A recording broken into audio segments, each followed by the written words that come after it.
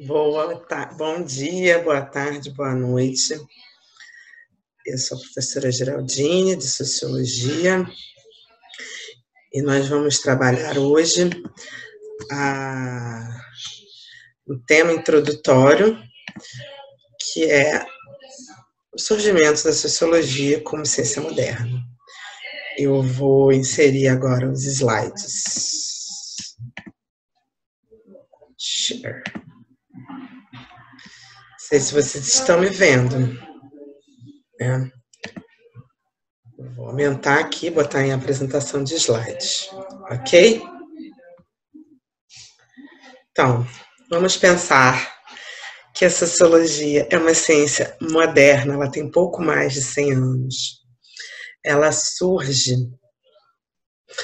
no meio do século XIX, e ela é sistematizada academicamente por Emile Durkheim. Ela se desenvolve enquanto disciplina acadêmica no momento de intensas transformações políticos, sociais, culturais e modo de produção e organização do trabalho na Europa. A gente pode dizer que a primeira obra que sistematiza academicamente a sociologia é o Suicídio, de Emile Durkheim. Ele vai comprovar que o suicídio é um fato social que pode ocorrer em determinadas situações econômicas, sociais distintas, e isso pode causar uma variação no suicídio. Enfim.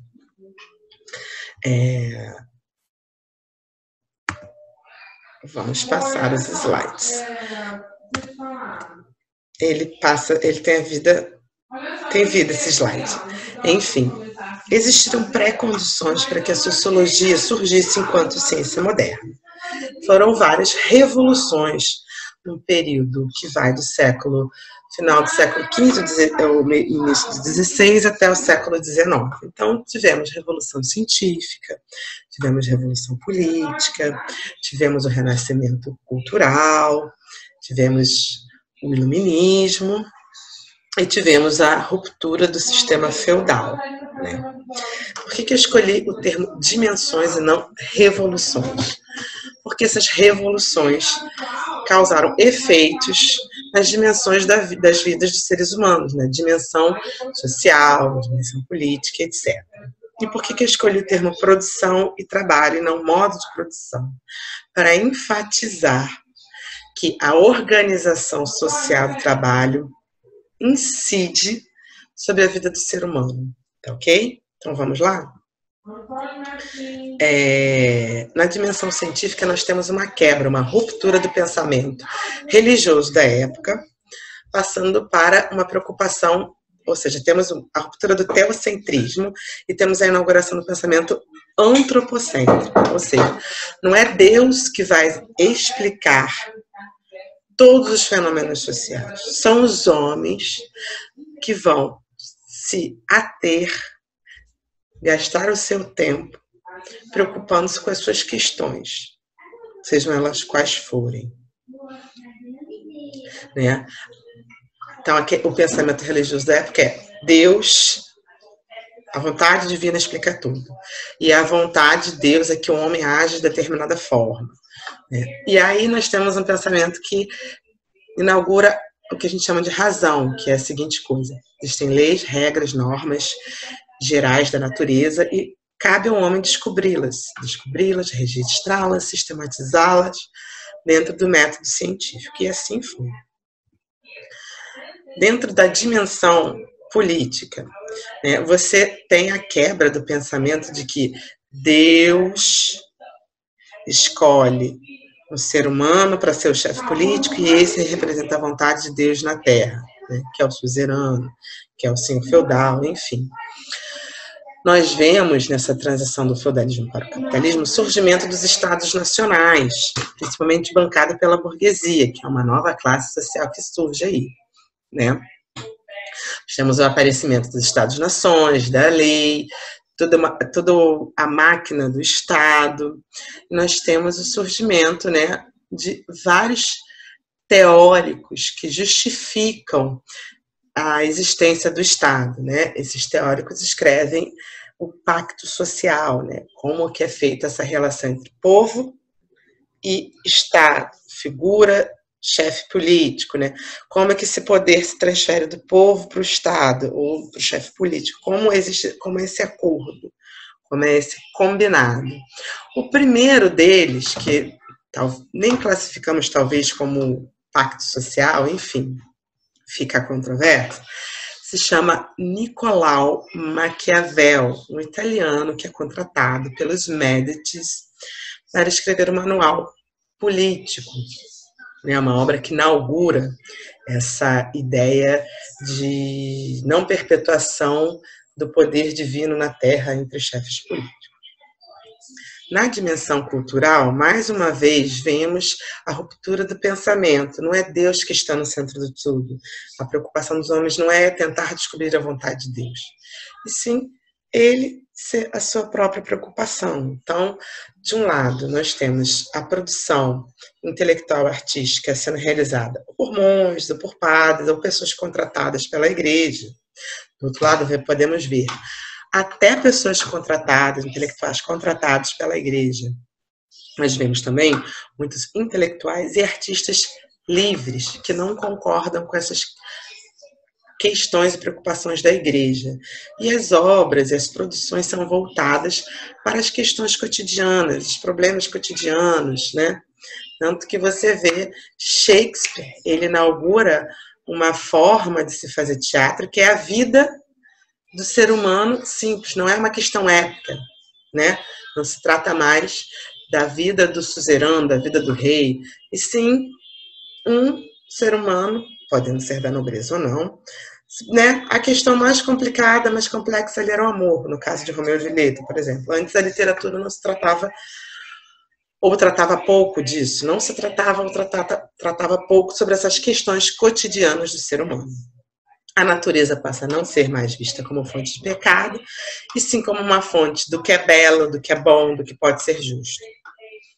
Na produção, na dimensão produção-trabalho, de um lado nós tínhamos os servos e os senhores feudais morando no campo, na terra, né? Essa terra era uma terra que tinha um caráter mais comunal, embora ela fosse de propriedade do suzerano, mas a sua produção era destinada às pessoas que ali viviam, né?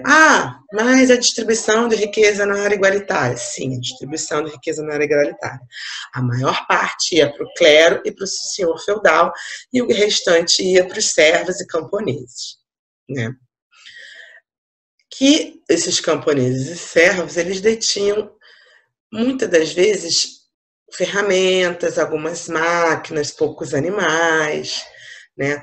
Que não era o caso do trabalhador na cidade, né? Ou seja, o contraponto desse mundo era viver na cidade de forma aglomerada, a produção voltada para o excedente e não mais para uma questão comunal, né? Ou seja, você trabalha, você produz e você nunca vai se apropriar do fruto do seu trabalho, né?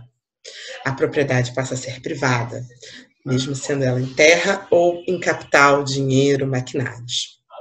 O trabalhador é livre, mas ele não possui animais, ele não possui ferramentas, né?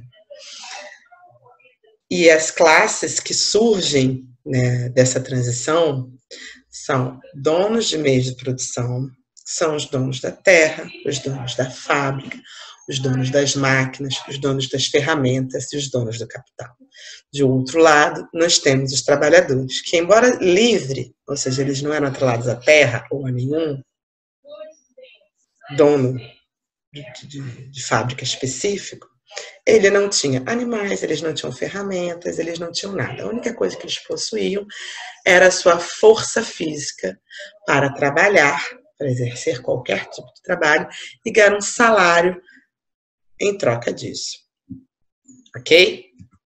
Enfim, neste cenário, nós podemos citar a Inglaterra no século XVIII. Era um cenário que os trabalhadores vivenciavam muito alcoolismo, muita violência, as mulheres? No caso das mulheres, prostituição. Todos os trabalhadores, de alguma forma, eram reprimidos pela polícia, né? E a divisão do território urbano ela era muito bem marcada, onde moravam os ricos e onde moravam os pobres. A situação, voltando, a situação da classe trabalhadora era muito... As condições de vida da classe trabalhadora eram péssimas, seja nas fábricas ou nas suas habitações. Nas fábricas, eles viviam, eles tinham uma jornada de trabalho intensa, entre 10, acima de 8 até 12, 14 horas, dependendo da fábrica, dependendo do lugar, né? Trabalhavam muitas horas em pé, pouco descanso, pouco horário para comer, sem equipamento de proteção. Para vocês terem uma ideia, em algumas fábricas cervejeiras da Inglaterra do século XVIII e XIX, como se fazia para medir a temperatura da cerveja que estava no caldeirão para saber se ela estava pronta? Pegava-se um trabalhador com uma mão grossa e com pouca sensibilidade nos dedos, ele enfiava o dedão no caldeirão. Se ele não conseguisse aguentar uma quantidade de segundos determinada, era porque a cerveja estava pronta. Se ele conseguisse aguentar, é porque a cerveja não estava pronta. Em todos os casos, ele saía com o dedo queimado ou com a mão queimada, né? Ou seja, equipamento de proteção individual não existia. Sem contar que, no caso das mulheres, isso poderia passar de todos, extrapolar todos os limites. Eram assediadas, eram abusadas, porque elas não eram vistas, muitas das vezes, como seres autônomos, né? Sem contar que, no caso das mulheres, elas ganhavam um quarto do que os homens ganhavam. Nas habitações dos trabalhadores, não havia iluminação, ventilação, divisão entre os espaços, seja cozinha, sala, banheiro, não existia, era tudo junto. E uma família numerosa morava junto, em espaços péssimos, sem condições, sem encanamento de água, esgoto, o que promovia alta proliferação de doenças, principalmente doenças transmitidas por vírus, bactérias, fungos, né, como pneumonia, entre outras. Aí estão dois exemplos de imagens da situação da classe trabalhadora. Em resumo, a sociologia ela vai servir nesse contexto de grande transformação da sociedade, grandes transformações políticas, sociais e econômicas. E os intelectuais europeus, eles tentavam explicar, utilizando o método científico, o mundo à sua volta e as relações que esse novo mundo produzia com os homens. Os homens interagiam entre si e essa nova estrutura de sociedade, né? Eles ainda tentavam dar conta de explicar que, embora existisse uma grande produção de riqueza, por que ainda existia tanta miséria, tanta violência, alcoolismo, né? Ou seja, por como essa riqueza era pouco distribuída, ou como ela era distribuída, né? Aqui temos dois exercícios, um da Universidade Estadual de Maringá, 2011, né? Eu vou ler o enunciado e a resposta. Sobre a relação entre a Revolução Industrial e o surgimento da sociologia como ciência, assinale o que for correto. Gabarito, letra A. A consolidação do modelo econômico baseado na indústria conduziu a uma grande concentração da população no ambiente urbano. Lembrem-se dos contrapontos que eu fiz das tabelas, né? Então, a Revolução Industrial faz com que muitas pessoas morem na cidade, que tenham condições de vida, moradia e trabalho péssimas, né? O qual acabou se constituindo em laboratório para o trabalho de intelectuais interessados no estudo dos problemas que essa nova realidade social gerava. É o último item que eu li. O segundo exercício. A sociologia é a ciência dos problemas sociais, que emerge com a chegada do século XVIII. Lembrem-se, a Revolução Industrial, que tem um marco econômico e outro político e social. Gabarito, letra E. Com as revoluções burguesas, lembrem-se, uma nova classe surge, a burguesia, os donos dos meios de produção e a Revolução Industrial, a Europa passa por grandes transformações sociais, políticas e econômicas que determinam o surgimento da sociologia. Por isso que eu falei do cenário urbano, por isso que eu falei das condições de trabalho, das condições de habitação, ok? Aí o último slide fala sobre as fontes de onde eu tirei as informações, os quadros e os exercícios. Espero poder ter ajudado, contribuído nos estudos de vocês. Lembrem-se de beber água e lavar as mãos. Um grande abraço.